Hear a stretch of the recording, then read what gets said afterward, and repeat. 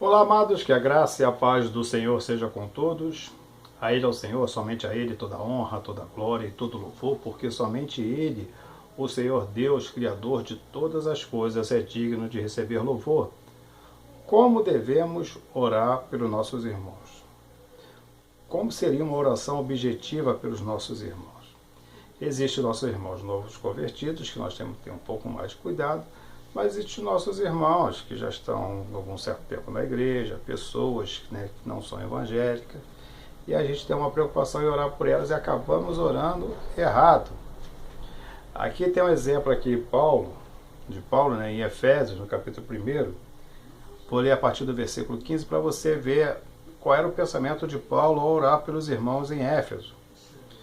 E Paulo dizia assim, na carta: por essa razão, desde que ouvi falar da fé que vocês têm no Senhor Jesus e do amor que demonstram para com todos os santos, ou seja, na congregação, que eu já estava aqui, já tinha comunhão entre a igreja. Não deixo de dar graça por vocês, mencionando-os em minha oração, a oração que ele vai fazer agora, presta atenção. Peço a Deus, de nosso Senhor Jesus Cristo, o glorioso Pai, lhes dê espírito de sabedoria e de revelação no pleno conhecimento dele. Então, a importância, a preocupação de Paulo é orar para que as pessoas elas recebam sabedoria e conhecer cada vez mais a Deus. Essa é a primeira oração de Paulo. A primeira oração, ele está dando aqui alguns tópicos. Ele não vai falar tudo, mas o que é mais importante. Aí ele continua: oro também para que os olhos do coração de vocês sejam iluminados, a fim de que vocês conheçam a esperança para a qual ele nos chamou, as riquezas da gloriosa herança dele nos santos. A esperança, ele ora para que nós conheçamos as promessas de Deus para nós, as verdadeiras promessas de Deus para nós. Porque tem gente que acha que a promessa de Deus para nós é carro zero, é casa, é casamento, é bom emprego, e não é essa. As promessas de Deus para nós, elas estão em Cristo, é a salvação em Cristo Jesus. Aí ele continua, e aí bota assim: a gloriosa herança dele nos santos, e a incomparável grandeza do seu poder para conosco os que creram, conforme a atuação da sua poderosa força. Está vendo? E a incomparável grandeza do seu poder para conosco. Então, a preocupação de Paulo é a seguinte: ele não ora para que nós tenhamos vitórias materiais, coisas materiais. Por exemplo, emprego, são coisas materiais. Não que nós não precisamos, mas esse não é o objetivo. Eu vou explicar um pouquinho mais à frente. Então, casa própria, bom casamento. Bom casamento é você que faz. Se você casar com uma serva de Deus, um servo de Deus, e os dois estiverem dentro da palavra, vocês não vão ter problema no casamento. Entendeu? Problema na justiça, entendeu? Carro zero, entendeu? E coisas desse tipo. A preocupação de Paulo é com que o crente ele recebesse sabedoria para quê? Para analisar as coisas espirituais, porque essa é a mente de Cristo, e para que também tivesse discernimento, por exemplo, de espírito, coisas espirituais. Essa era a preocupação de Paulo. Por quê? Porque se o crente ele vai bem espiritual, materialmente, não tem como dar errado. Porque quando nós estamos preocupados com as coisas desse mundo, e a nossa preocupação na igreja é orar ou pedir oração por coisas materiais que estão afetando a nossa vida, nós vamos deixar de lado as coisas espirituais.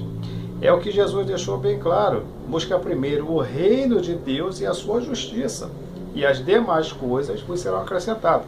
Então funciona dessa maneira. A preocupação de Paulo é que os crentes fossem cada vez mais espirituais.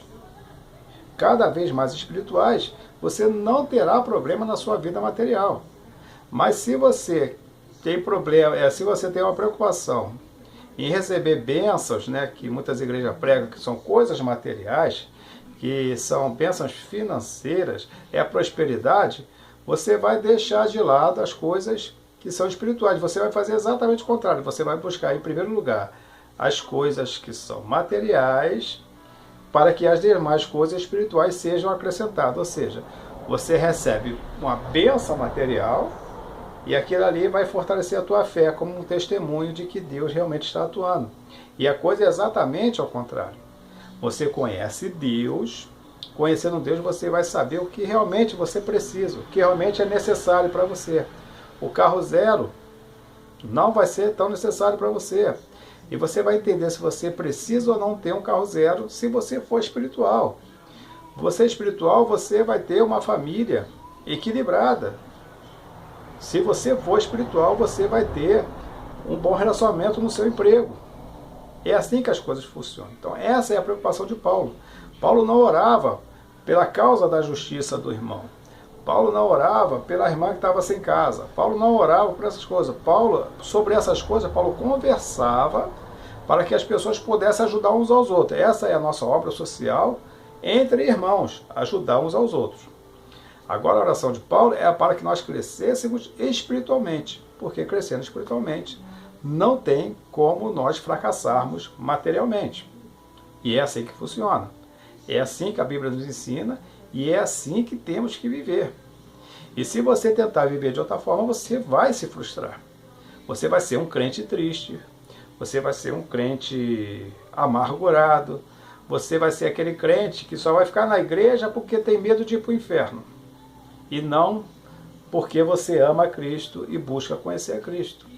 Então, a preocupação de Paulo para nós é que nós nos preocupemos em conhecer cada vez mais a Deus. E como é que isso acontece? Leitura da palavra, consagração e oração. Ah, mas isso é chato. Essa é a melhor coisa do Evangelho, é essa. A melhor coisa do Evangelho é a leitura da palavra, essa é a primeira. Por quê? Porque é Deus falando com a gente. Se nós formos analisar, a segunda coisa é a oração, porque somos nós falando com Deus. Essas são as melhores coisas para o crente. Se o crente não tem satisfação na leitura da palavra e nem na oração, a coisa aí já complica, né? Eu já não posso mais falar nada. Nós temos que buscar Deus, temos que conhecer a Deus. E assim nós não teremos nunca uma vida cristã frustrada nessa terra. E lembre-se que servir a Deus não é difícil. O que é difícil é deixar o pecado. Até a próxima, querendo Deus, um forte abraço e que Deus nos abençoe sempre.